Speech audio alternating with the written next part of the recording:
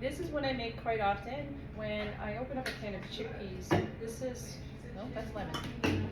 So the water that is the chickpeas are cooked in, it's called aquafaba. It's a weird word. So this is canned chickpeas.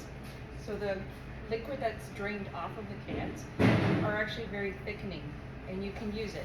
So even if you cook chickpeas from scratch, from the bean itself, save that water.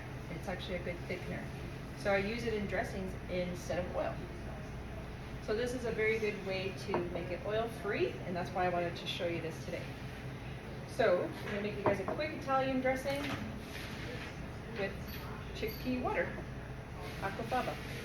Now, if you find that you still need a little oil, just add some in. Olive oil or avocado oil or coconut oil, I wouldn't say. And then this is not on the recipe, but if you like vinegar, mustard, you can add a little bit of mustard in. They say not to use mustard because there's vinegar in it. You can use a little bit. I like it, so I'm not going to be against it. I like Dijon just to give it a little kick, a little spiciness, a little zing, you know. And then I'm going to just whip this up as soon as it's ready. Give me 1 second. I'll just bring this back there.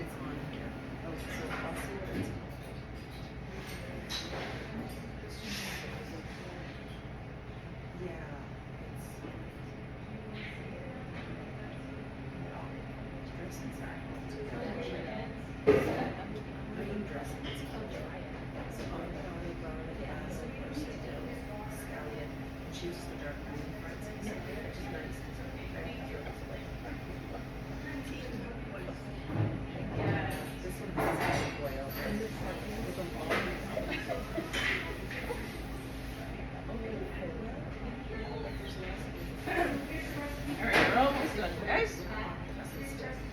Thanks for your patience. I don't do too many cooking demos, so it's not like your everyday thing, right? Alright, so okay, so we're gonna do our aquafaba, tea water basically. So here's another thing you can add tofu in. I would say more the soft one if you want to make it a little creamier, or you can add the seeds or the nuts. You could do a creamy version of Italian dressing. Okay. So this is your lemon juice. There's the acidic, and then we have a little bit of nutritional yeast again. So that's that little cheesy flavor.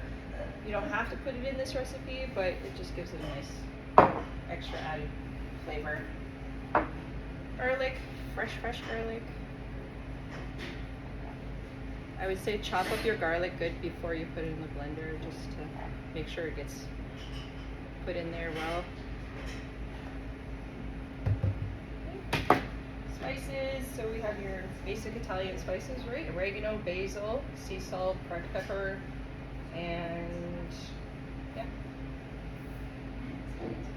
And then we have a sweetener. So this one calls for maple syrup. You can change it. There's date syrup. I like date syrup. This is something I like at home. It's a little darker though, so agave is another sweetener, or your liquid monk fruit, liquid stevia you can use. So for this one I'm going to put maple syrup.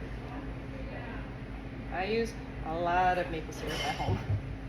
We live on it. So you don't throw the parsley in. Oh, it does have miso, see? Yeah, that's the one that has the miso. Okay, it calls for miso. Guys, I'm not going to put it in. You don't have to. It's just another kind of, it's umami flavor, so soy kind of flavor, like soy sauce sort of idea.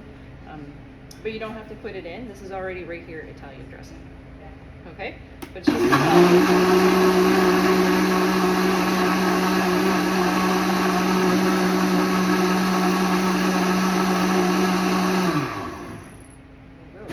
how that whips up. And I'll just put this in just for a quick whip or lightly chop. I'll leave the mustard out.